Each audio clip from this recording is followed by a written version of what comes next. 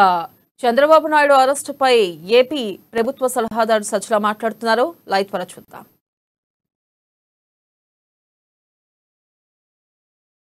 ఆయన నుంచి ఏ కేసుకు సంబంధించి అయితే ఆయన అదుపులోకి తీసుకున్నారో అది one of the worst deep rooted economic offence in the history of independent India. బహుశా దాని క్యారెక్టర్ ఇట్ సెల్ఫ్, అది కూడా మామూలు ఏదో లంచము 10 రూపాయలు పనిచేసి 4 రూపాయలు లంచం తీసుకోవడం, లేదా 7 రూపాయలు లంచం తీసుకోవడం, అసలు దాని క్రియేషనే లేని ఒక బోగస్ దీన్ని క్రియేట్ చేసి ఒక ప్రపంచంలో ప్రముఖ సంస్థ పేరు చెప్పి ఒక బోగస్ స్కామ్, అది ఒక scheme it self is scam చేసి దాని నుంచి దాని పేరిట ప్రభుత్వ సొమ్మును మొత్తంగా డైవర్ట్ చేసిన స్కామ్ అది. ఇది ఓవర్ నైట్ వచ్చింది కాదు. దీని ఎఫ్ఐఆర్ ఫైల్ అయింది 9/12/2021, అంటే దాదాపు 2 ఏళ్ళు అవుతుంది. 9/12/2021 ఫైల్ అయిన ఎఫ్ఐఆర్ ఆధారంగా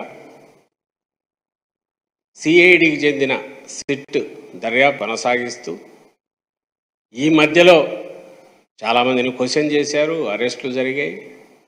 ఓవర్ ది పీరియడ్ కోర్టులో దీనికి సంబంధించినంత వరకు ఆర్గ్యుమెంట్ పెడుతున్నప్పుడు ప్రాసిక్యూషన్ వైపు నుంచి, ఇటు నుంచి సిఐడి వైపు నుంచి అఫిడవిట్లో చూసినా ఇవన్నీ మీడియా దృష్టిలో ఉండేటివే.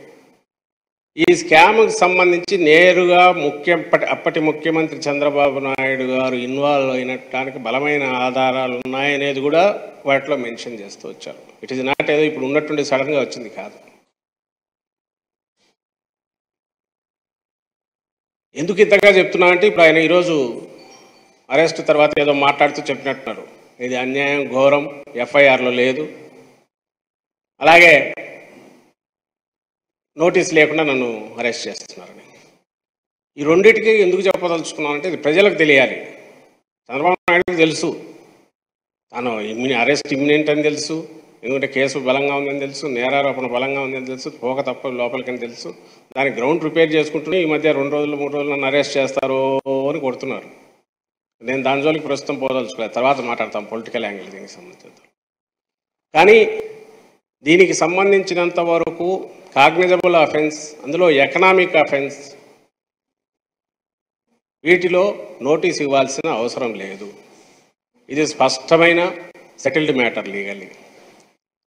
రెండవది, ఎఫ్ఐఆర్లో లేకపోవడం కూడా నన్ను తీసుకున్నారంటే అది ఎవరిని దబాయించడానికి చంద్రబాబు అయినా నాకు అర్థం కావట్లా. అసలు ఎఫ్ఐఆర్ అంటే ప్రాథమికంగా ఉన్న ఓ రిపోర్టు. ఏదైనా నేరానికి సంబంధించి తెలియగానే ఫస్ట్ ప్రాథమిక రిపోర్ట్, దాని పేరే అది ఫస్ట్ ఇన్ఫర్మేషన్ రిపోర్ట్. ఎవరిని దబాయిస్తావు? ఎఫ్ఐఆర్ ఫైల్ అయినప్పటికే నాకు తెలిసి 2017లోనే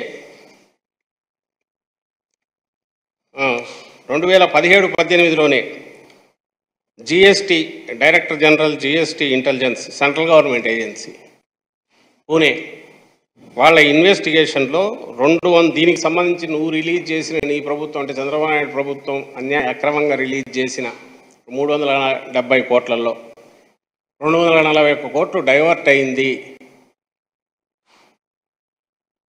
అది షెల్ కంపెనీస్ ద్వారా పోయింది. వాళ్ళు ఏదో టీడీఎస్ దీంట్లో పట్టుకున్నట్టున్నారు, ఎక్కడో పట్టుకుని అక్కడి నుంచి వాళ్ళు ఇన్వెస్టిగేట్ చేసి ఆ రోజే ఇచ్చారు రిపోర్టు. ఎఫ్ఐఆర్ ఫైల్ చేసేటప్పటికీ దర్యాప్తు చేయకుండా జనరల్గా అందరికీ తెలిసిన విషయం, చంద్రబాబు హైయెస్ట్ లెవెల్లో ఇన్వాల్వ్ అయ్యి జరిగిందని మీడియాతో సహా అందరికీ తెలుసు. 2017-18లో వచ్చింది. అప్పుడు వాళ్ళు చేసిన రిపోర్ట్ ద్వారా ఇది డైవర్ట్ అయ్యాయి, సైఫన్ ఆఫ్ అయిపోయినాయి ఫండ్స్ అనేది తెలుసు, పబ్లిక్ మనీ పోయిందనేది తెలుసు. అయినా ఎఫ్ఐఆర్లో పెట్టకపోవడం అనే దాంట్లోనే జగన్మోహన్ రెడ్డి గారి ప్రభుత్వం నిజాయితీ, కక్ష సాధింపులకు దూరంగా ఉండేదాని స్వభావం, వ్యక్తిగతంగా కక్ష సాధింపుకు పోని మా ముఖ్యమంత్రి గారి స్వభావం, అలాగే ఇన్వెస్టిగేటివ్ ఏజెన్సీ నిజాయితీ కూడా దాంట్లోనే కనపడుతుంది. ఇది నేను చంద్రబాబు నాయుడు గారికి డైరెక్ట్గా చెప్తున్నా. జనం కూడా అర్థం చేసుకోవాల్సిన విషయం. నిజంగా అయితే ఆ రోజు ఎఫ్ఐఆర్లోనే పెట్టేవాళ్ళు నేరుగా ఇవన్నీ ఎందుకు నేరుగా చంద్రబాబు నాయుడు పేరు పెట్టి, ఎందుకంటే రికార్డులో ఉంది ఆల్రెడీ సెంట్రల్ ఏజెన్సీస్ ఇన్వెస్టిగేషన్లో వచ్చింది. బేసింగ్ ఆన్ దట్ ప్రొసీడ్ అయ్యొచ్చు. గవర్నమెంట్లో మేమే ఉన్నాం, పార్టీ కార్డులు కూడా అందుబాటులో ఉన్నాయి. స్ట్రైట్ హిట్టింగ్ ది బుల్స్ అయి పోయిండొచ్చు. ఎందుకు పోలేదంటే నిజంగా ఎంత ఉంది అనేది పూర్తి దర్యాప్తులో తేలాలే తప్ప రాజకీయ